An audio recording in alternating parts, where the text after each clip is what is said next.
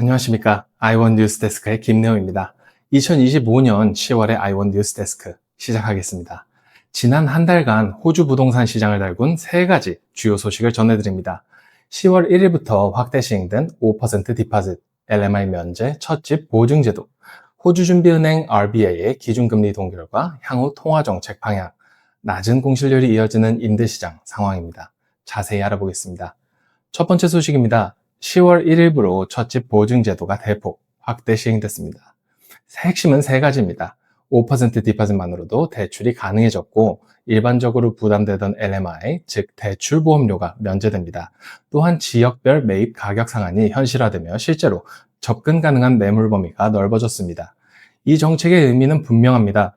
초기 자금 부담을 줄여 첫집 진입을 돕는다. 디파짓 진입 장벽이 낮아진 만큼 저가에서 중가 구간의 실수요 유입은 속도를 낼 것으로 보입니다. 현장에서는 오픈홈 경쟁과 입찰 강도가 높아질 가능성이 큽니다. 다만 유의할 점도 있습니다. 상한선 근처 매물은 매도자 기대치가 빠르게 상향될 수 있습니다. 바이어 입장에서는 최근 실거래가를 기준으로 허용 가능한 상단 가격을 미리 정해두는 보수적 접근이 필요합니다. 이어서 두 번째 소식입니다. RBA는 9월 통화정책회의에서 기준금리를 동결했습니다. 올해 3차례 인하 이후 첫 관망 국면으로 향후 추가 인하 여부는 물가와 소비 지표에 따라 결정하겠다는 입장입니다. 다시 말해 지금은 더도 덜도 아닌 현 상태 유지, 다음 수는 데이터가 말해준다는 신호입니다. 시장에 미치는 영향은 3갈래로 정리됩니다. 첫째, 대출 여력은 최근 인하 효과와 유지되지만 추가 인하는 확정적이지 않습니다. 둘째, 심리 측면에서 관망이 늘어 무리한 베팅 대신 현금 흐름 점검이 강화됩니다. 셋째, 가격은 매물 부족 지역을 중심으로 완만한 상승을 이어갈 수 있으나 호가와 실거래 사이의 괴리가 커질 위험도 공존합니다. 다음으로 세 번째 소식입니다. 전국 공실률은 낮은 수준을 이어가고 있습니다. 의미는 단순합니다. 빈집이 적고 집을 찾는 사람은 많습니다. 결과적으로 임대료는 쉽게 꺾이지 않습니다. 인구 유입이 꾸준한 반면 새로 공급되는 주택은 각종 비용과 승인 절차 부담으로 속도가 더딘 것이 배경입니다. 이 상황은 매매 시장에서도 파급됩니다. 첫집 보증 확대와 결합되면서 임차에서 자가로 전환하려는 수요가 늘어 저가, 중가 매물의 회전 속도를 높일 수 있습니다. 반대로 임대료 부담이 급격히 높아진 지역에서는 세입자 피로감이 누적될 수 있습니다. 종합하겠습니다. 첫집 보증 확대는 실수요의 문을 넓혔습니다. RBA의 동결 기조는 관망의 시간을 부여했고 임대시장은 낮은 공실률로 긴장도가 높습니다. 재고 부족 지역은 완만한 상승 압력을 받겠지만 호가가 과열될 땐 반드시 최근 실거래로 교차 검증해야 합니다. 투자 판단의 우선순위는 현금 흐름, 공실 리스크, 그리고 생활 동선입니다. 정책은 진입을 돕고 금리는 방향을 시험하며 임대는 긴장도를 유지합니다. 여러분의 결정은 복잡하지 않습니다. 본인의 현금 흐름과 본인이 거주 중인 동네 데이터를 오늘부터 차분히 점검하시기 바랍니다. 지금까지 아이원 뉴스데스크였습니다. 이번에는 호주 부동산 데이터 분석 및 리포트입니다. 호주 부동산 시장은 봄이 깊어짐에 따라 활기를 띠고 있으며 9월은 전국 주택 가치에 있어 2023년 10월 이후 가장 강력한 월간 상승률을 기록했습니다. 9월 전국 지수는 0.8% 상승했으며 이는 주요 도시들의 0.9% 상승에 힘입은 결과입니다. 분기별 기준으로는 2.2% 상승하여 6월 분기의 1.5% 상승률보다 높고 3월까지의 3개월 동안 기록된 1.1% 상승률의 2배에 달하는 수치입니다. 금액으로 환산하면 9월 분기 상승률은 중간주택 가치의 18,000달러 이상이 더해진 것과 같습니다. 성장세는 다시 한번 광범위하게 나타나고 있으며 모든 주요 도시와 기타 주지역에서 월간, 분기별, 그리고 최근 12개월 동안 주택가치 상승을 기록했습니다.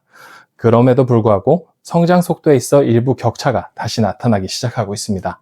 퍼스와 브리즈번이 다시 한번 대도시들을 앞서 나가고 있으며 9월 분기 동안 가치가 각각 4%와 3.5% 상승했습니다. 이러한 상승세는 유니 시장이 주도하고 있습니다. 다윈은 훨씬 더 강력한 성장세를 보이며 지난 3개월 동안 주택가치가 5.9% 급등했습니다. 이들 각 도시는 광고된 매물이 심각하게 부족한 상황을 계속해서 보여주고 있습니다. 9월 말 기준 판매용 주택수는 다윈에서 평균보다 약 53%, 퍼스에서 45%, 브리즈번에서 31% 낮은 수준입니다. 동시에 분기별 주택 판매량은 평균을 상회하는 수준으로 공급과 수요 간의 명확한 불균형을 보여주고 있습니다. 주택 가치는 모든 광범위한 가격대에서 상승했습니다. 그러나 가장 강력한 성장세는 시장의 하위 25%에서 중위권으로 파급되었습니다. 이는 금리 인하 덕분에 대출 여력이 증가한 것을 반영하는 것으로 보이며, 이는 결과적으로 통합 수도권 전역에서 약간 더 높은 가격대의 수요를 뒷받침할 수 있습니다. 9월 분기 동안 하위 25%의 주택 가치는 2.6% 상승한 반면 중위권 시장은 2.7%, 상위 25% 가치는 1.8% 상승했습니다. 이제 임대 시장으로 초점을 넘겨보겠습니다. 9월 전국 공실률은 사상 최저치로 떨어졌습니다.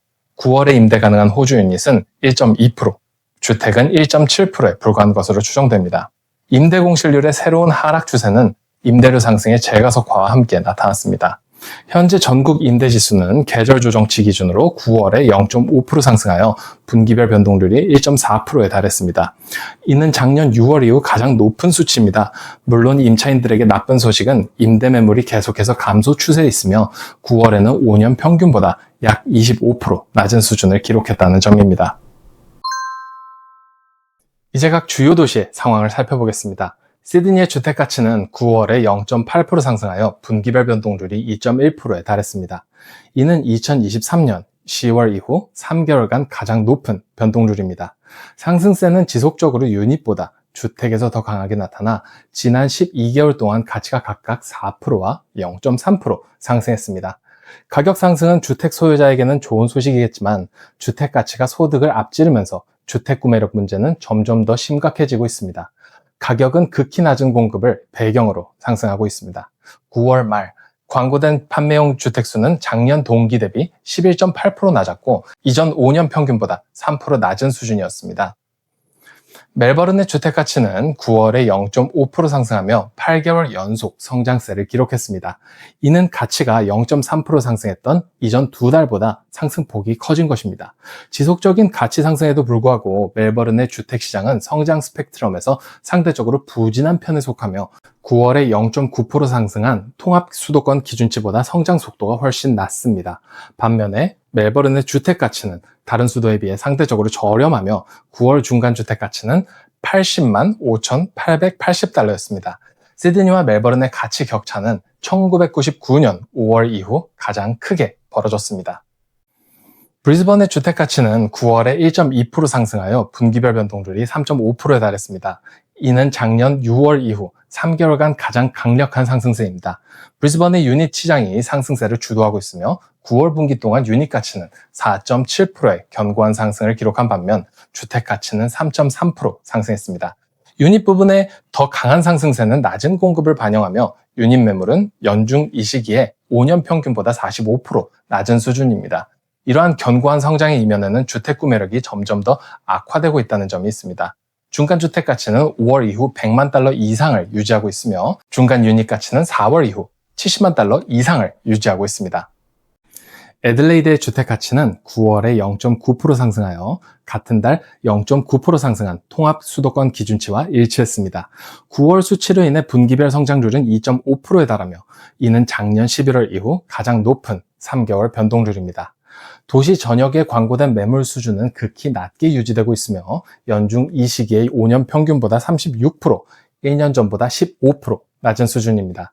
가치 범위의 하위 25%가 계속해서 가장 강력한 상승을 주도하고 있으며 9월 분기 동안 가치가 3.3% 상승한 반면 상위 25%의 가치 상승률은 1.7%였습니다. 퍼스는 다시 한번 주요 수도 중 주택 가치 성장을 주도하고 있으며 월간 1.6%의 급등으로 분기별 상승률이 4%에 달했습니다. 이는 1년 만에 가장 강력한 분기별 변동률입니다. 다윈만이 분기 동안 5.9% 상승하며 더 빠른 상승률을 기록했습니다. 시장은 이용 가능한 공급과 수요 간의 심각한 불균형에 의해 계속해서 지지받고 있습니다. 매물은 5년 평균보다 45% 낮은 수준이며 분기 동안의 판매 활동은 5년 평균보다 6.8% 높은 것으로 추정됩니다. 공급과 수요 간의 이런 불균형은 강력한 판매 조건을 통해 매도자를 계속해서 지원하고 있습니다. 주택이 시장에 머무는 기간은 중간가 기준 단 12일입니다.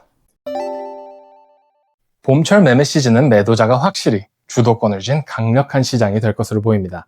낮은 광고 매물 수준과 높은 구매자 수요는 견고한 판매 조건을 위한 조합이며 이는 봄철 남은 기간과 연말까지 가격을 더욱 끌어올릴 가능성이 높습니다.